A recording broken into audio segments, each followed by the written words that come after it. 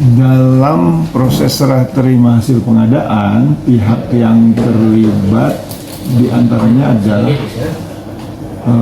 tim pengelola kontrak yang terdiri atas BPK, penyedia, MK, dan tim pendukung. Serah terima hasil pengadaan dalam hal ini adalah untuk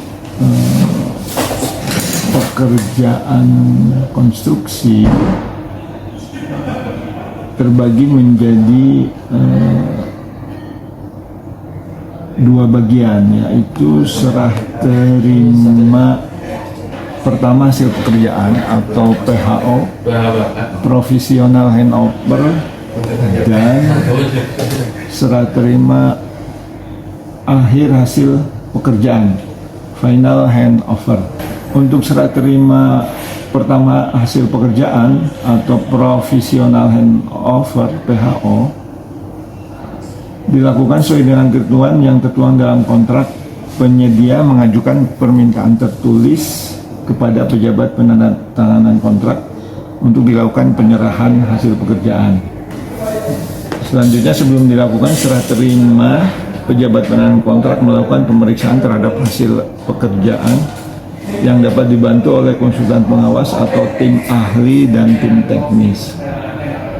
Pemeriksaan dilakukan terhadap kesesuaian hasil pekerjaan terhadap kriteria spesifikasi yang tercantum dalam kontrak.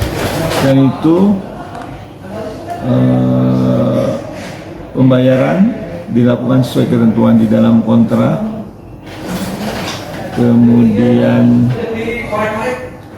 dalam hal dilakukan serah terima pekerjaan secara parsial, maka cara pembayaran, ketentuan denda, dan kewajiban bayaran tersebut di atas disesuaikan.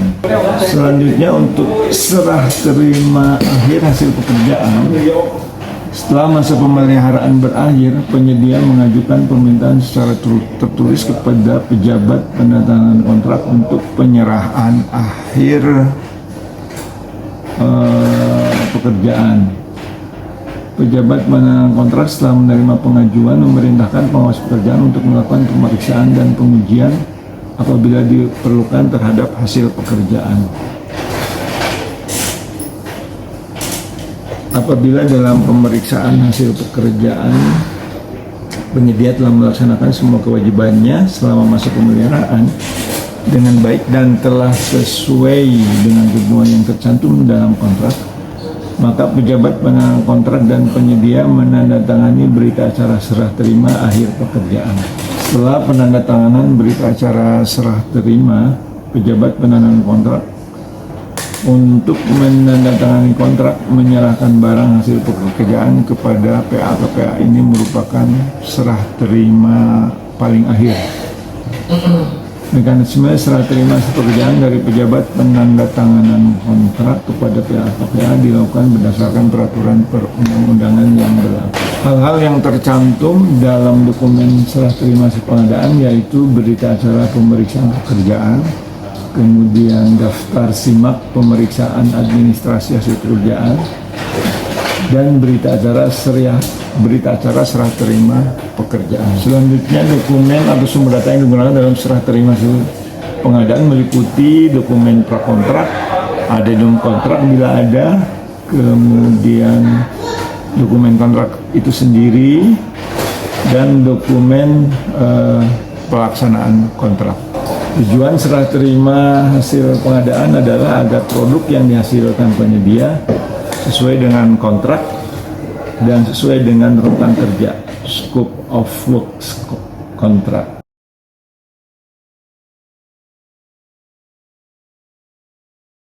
Pengelolaan kontrak dalam pengadaan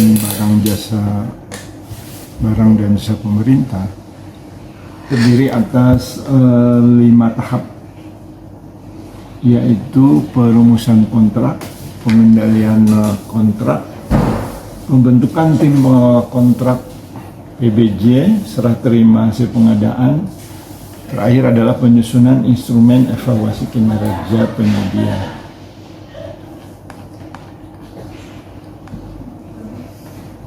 Pihak yang terlibat dalam perumusan kontrak diantaranya adalah PPK, tim teknis, kemudian penyedia barang dan ahli hukum kontrak. Selanjutnya setelah dilakukan perumusan kontrak, dilakukan penandatanganan kontrak dan untuk portofolio pengendalian kontrak, paket pekerjaan yang saya jadikan portofolio adalah pembangunan apartemen rakyat Rancacili Cross 1 tahap 3. Ini juga merupakan paket yang dipinjam dari Pemkot Bandung. Dalam pengendalian kontrak, pihak yang terlibatnya adalah pertama pejabat penandatanganan kontrak, kemudian pihak ketiga yang independen, penyedia, konsultan manajemen konstruksi, pengguna akhir, dan tim pengelola kontrak. Pengendalian kontrak itu dilakukan sejak penandatanganan kontrak sampai serah terima pekerjaan terakhir atau serah terima pekerjaan setelah masa pemeliharaan. Kemudian aspek-aspek yang dikendalikan dalam pengendalian kontrak diantaranya adalah apabila terjadi deviasi antara realisasi dengan target pelaksanaan kontrak atau terjadi kontrak kritis, maka para pihak melakukan SCM atau show cause meeting, rapat pembuktian, di mana pejabat penandatanganan kontrak memerintahkan penyedia untuk melaksanakan perbaikan target dan realisasi pelaksanaan pekerjaan. Kemudian para pihak dapat melakukan inspeksi atas proses fabrikasi barang atau peralatan khusus. Jadwal, tempat, dan ruang lingkup inspeksi harus sesuai dengan ketentuan dalam kontrak. Selanjutnya, aspek yang dikendalikan adalah pembayaran prestasi pekerjaan, dan terakhir adalah perubahan kontrak atau adendum. Instrumen pengendalian kontraknya terdiri atas program mutu, daftar simak, dan jadwal pekerjaan atau kurva S. Nah, untuk program mutu yaitu berupa dokumen yang memuat apa yang akan dikerjakan oleh penyedia dalam melaksanakan tugas sesuai dengan kontrak yang sudah ditandatangani. Sedangkan untuk daftar simak itu terkait dengan apa yang akan dikerjakan, harus dikerjakan, dan indikasi atau syarat pemenuhannya. Untuk kurva S sendiri dibandingkan antara target dengan realisasi. Pengendalian kontrak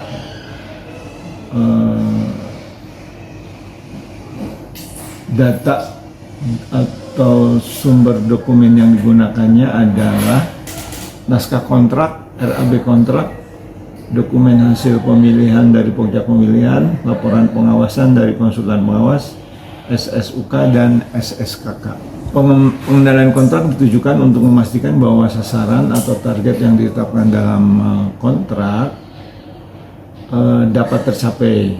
Sasaran tersebut meliputi pemenuhan syarat kualitas, persyaratan waktu, dan persyaratan biaya. Pengendalian dilakukan dengan memastikan bahwa semua pihak yang terlibat menjalankan kewajibannya sesuai dengan ketentuan dalam kontrak.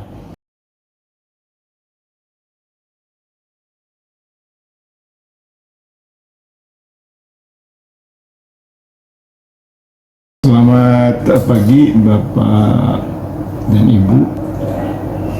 Pada saat ini saya akan menjelaskan terkait proses pengadaan barang dan jasa pemerintah melalui swaklola. Dalam portofolio kali ini saya mengambil swaklola tipe 2, di mana paket pekerjaannya saya pinjam dari pemerintah Kota Bandung. Untuk paket pekerjaannya adalah penyediaan data titik kontrol dan ortorektifikasi citra satelit wilayah Kota Bandung, di mana pekerjaan ini adalah lebih ke pemrosesan citra satelit untuk dijadikan peta dasar. Terkait pekerjaan ini, pelaksana swakelola adalah Yayasan Winaya Mukti, sehingga karena perguruan tingginya kategori perguruan tinggi swasta, setelah dilakukan identifikasi yang semula saya menetapkan swakelola tipe 2, maka diubah menjadi swakelola tipe 3, yaitu pelaksana swakelolanya adalah organisasi masyarakat, dalam hal ini adalah Yayasan Winaya Mukti. Maksud dari swakelola ini adalah melakukan pengukuran perapatan titik kontrol dan proses otorektifikasi citra satelit resolusi sangat tinggi pada wilayah Kota Bandung. Seperti ketahui Bapak dan Ibu bahwa citra satelit itu mempunyai kesalahan geometri karena posisi sensor dan relief permukaan bumi, sehingga pada saat penangkapan atau rekaman permukaan bumi oleh optis citra satelit terdapat bias atau deviasi posisi sebenarnya di muka bumi di lapangan dengan posisi di citra satelit. Oleh karena itu, untuk keperluan perencanaan infrastruktur wilayah yang menggunakan data dasar citra satelit harus dilakukan ortorektifikasi. Selanjutnya adalah pihak yang terlibat dalam pelaksanaan swakelola ini adalah tentunya pejabat pembuat komitmen, kemudian pelaksana swakelola dan tim pengawas.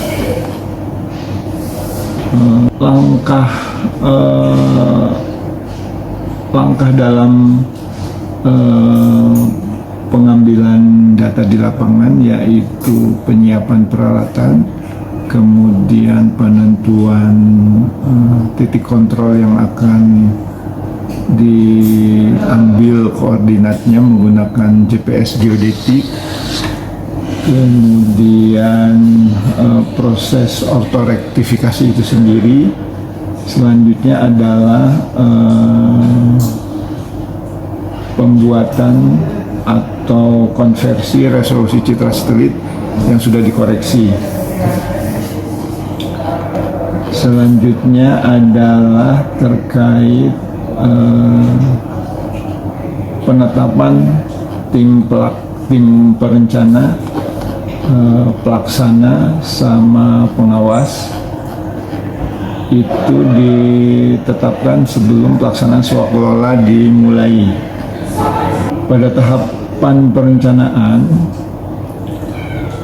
dilakukan survei terhadap calon pelaksana swakelola, apakah perguruan tinggi negeri atau perguruan tinggi swasta. Setelah itu, pada tahapan persiapan, tim perencanaan dan tim pengawas sekolah adalah berasal dari Dinas Penataan Ruang Kota Bandung, kemudian pelaksananya adalah dari perguruan tinggi swasta, dalam hal ini adalah Yayasan Winaya Mukti. Terakhir adalah pembuatan pelaporan dari proses swakelola tersebut.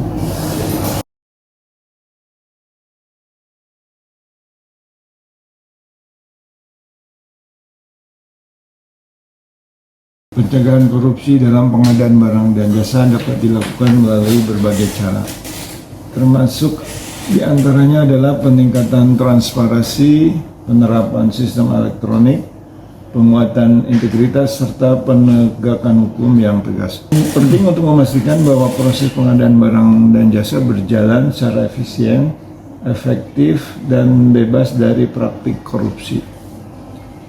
Berikut ini adalah beberapa upaya pencegahan korupsi dalam pengadaan barang dan jasa.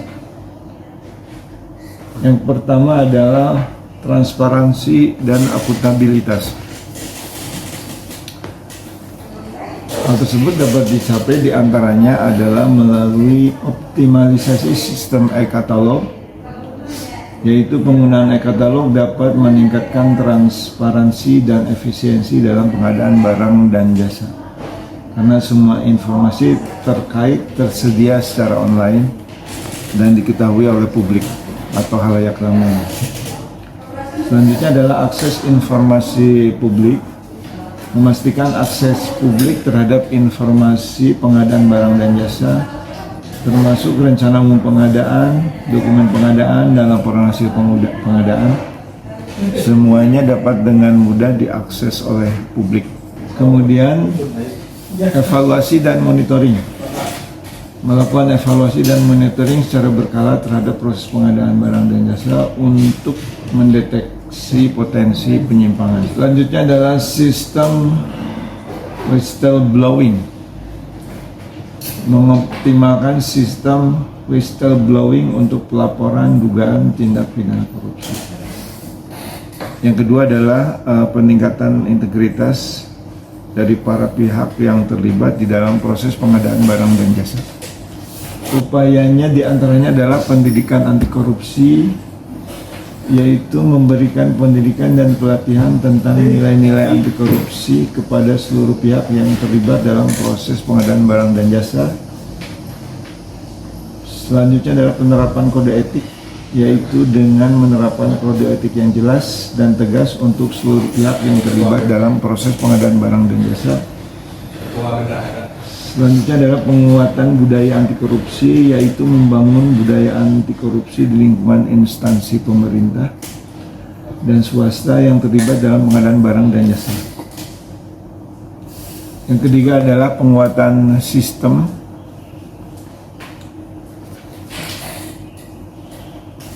yang termasuk dalam kategori penguatan sistem diantaranya adalah pengadaan berbasis elektronik, kemudian penegakan hukum, dan probity audit. Selanjutnya adalah yang keempat, peran serta masyarakat. Peran serta masyarakat dapat berupa diantaranya adalah pengawasan publik, yaitu melibatkan masyarakat dalam pengawasan terhadap proses pengadaan barang dan jasa, kemudian pelaporan penyimpangan, yaitu mendorong masyarakat untuk melaporkan dugaan tindak pidana korupsi dalam pengadaan barang dan jasa. Dengan menerapkan langkah-langkah pencegahan yang komprehensif, diharapkan praktik korupsi dalam pengadaan barang dan jasa dapat diminimalisir sehingga anggaran negara dapat dimanfaatkan secara optimal untuk kepentingan masyarakat. Makan durian pakai selasi. Cakep. Cukup sekian dan terima kasih.